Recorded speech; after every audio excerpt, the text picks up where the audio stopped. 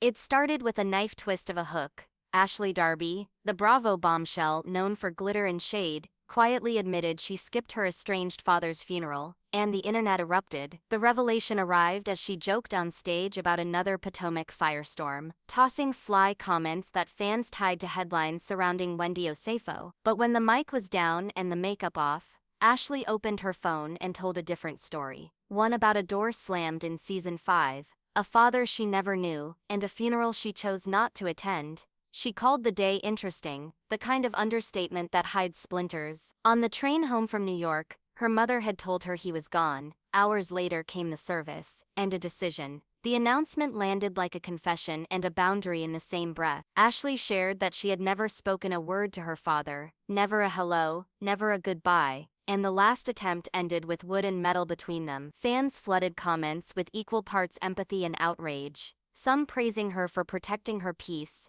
others insisting funerals are for the living, not the dead. She admitted she'd considered going for closure, that slippery promise grief sometimes made. But she'd been traveling constantly, and two little faces were waiting at home. Why, she reasoned, would I take time from my own kids for someone who never made time for me?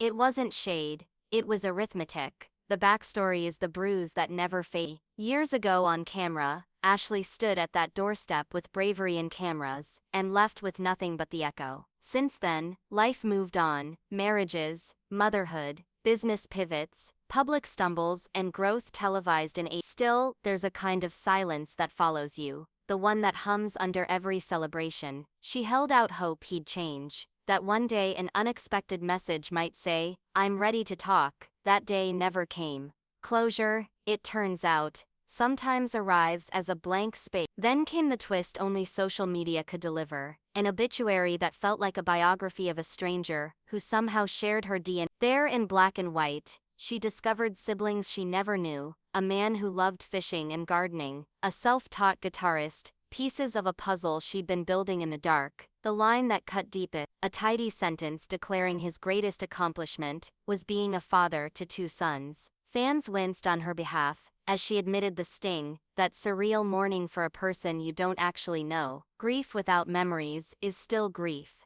It just has fewer photographs to hold. The gossip machine, meanwhile, kept spinning. Clips of Ashley's recent performance, the teasing remarks, the timing, the audience cackles, got stitched beside headlines about Wendy, turning a comedy beat into a courtroom of public opinion. Some viewers accused Ashley of insensitivity, others said she was simply doing what housewives do, mixing reality with reality TV. Through it all, her message about the funeral didn't wobble. She emphasized that choosing her children over a man who chose absence wasn't cruelty, it was clarity. And in a franchise where closure often means confrontation, Ashley chose quiet. Reaction poured in like a group text that never ends. Co-stars posted soft words and heart emojis. Critics called the choice cold, then admitted they might do the same. One fan summed up the paradox: you can grieve what never was. Ashley herself tried to zoom out. "I don't understand how a human being doesn't want to love their children," she said, speaking to a wound larger than a single family, the ache of every kid who grew up with questions no adult ever answered. Life, she added, goes on. And for her, going on looked like bedtime stories and dance parties on a weekend she'd almost given away to a ghost.